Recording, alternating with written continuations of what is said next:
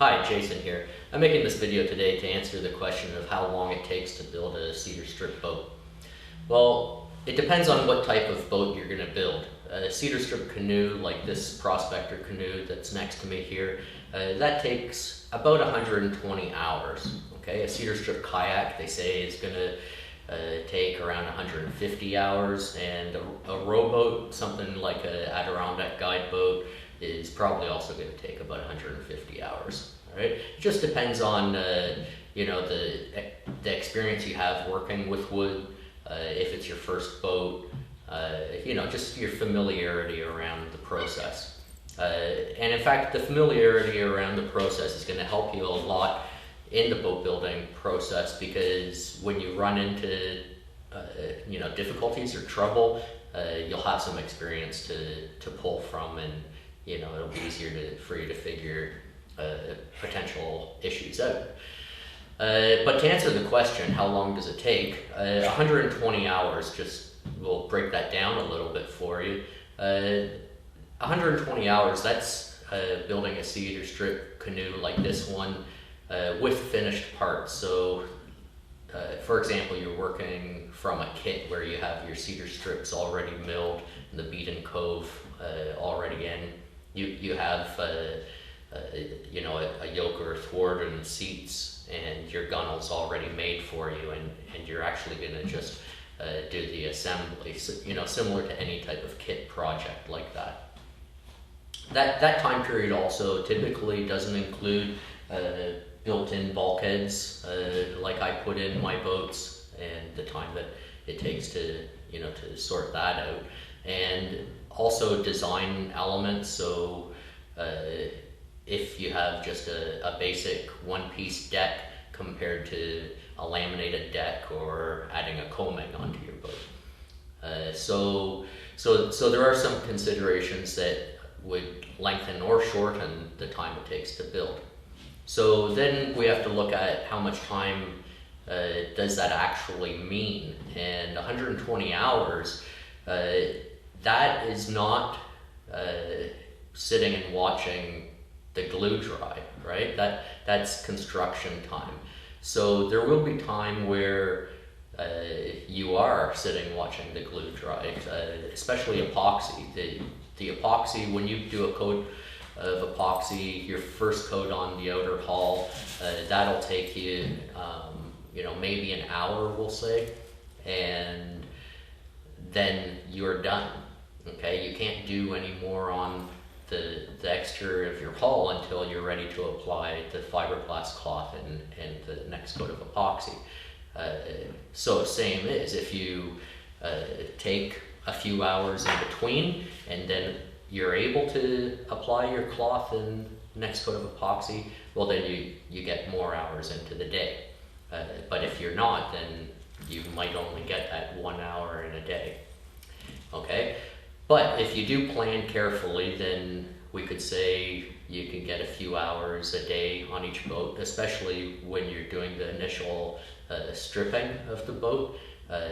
You can definitely, especially if you use a stapler and you're stapling on all of your strips, then you don't have to wait for anything. If you're doing a stapeless method, then you're going to have to wait for glue to dry between strips.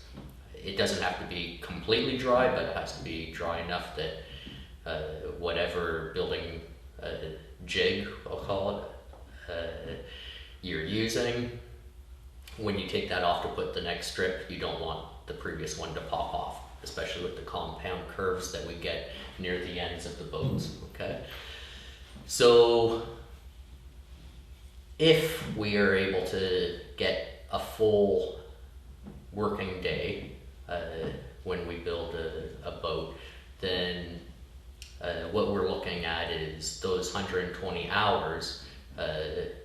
If in North America, around where I am, and we have 4 seasons and a cold winter, if I wasn't me, I have a heated shop and in-floor heat that helps. If I was somebody building my first boat in an unheated garage and had to produce the extra heat, or other space, we could just use the example of building in the summer season, so we could say from May to let's say the end of September about. So we would be looking at around 20 or 21 weeks. So to get that 120 hours, we're looking at spending 6 hours every week building a boat from May until September, okay? So now we know that in North America, especially up here, May is not always the best month for warm weather. So that means we might actually only have from June, okay? So if we say we took 3 months to build a boat, then we'd be required to spend 9 hours a week building the boat, okay? And so when you go back to what I said previously, in that there will be a lot of time where we're waiting for glue to dry, that time period is going to be extended because we won't be able to get those 9 hours in every day, all right? As a boat builder, I build more than one boat at a time, and that enables me to get more work and more productive work week.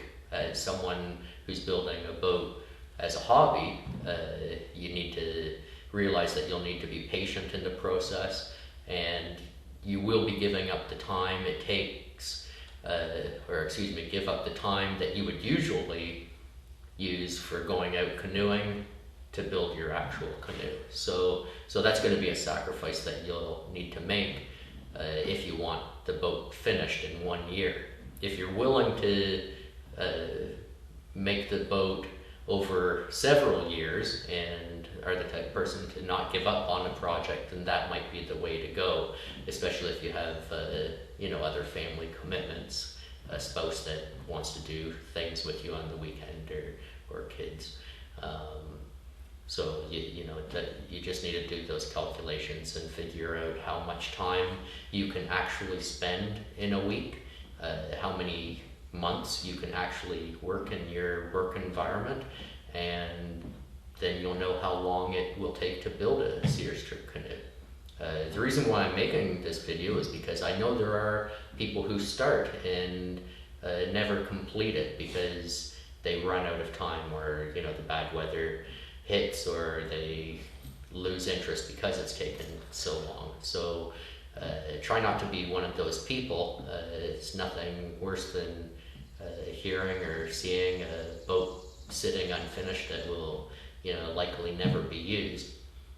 So there you go. So the amount of time it takes to build a boat will depend on your skill and ability, as well as how much time you can put into it each week. But really the minimum amount of time I would plan as a hobby boat builder would be 9 hours a week to complete the project in one summer.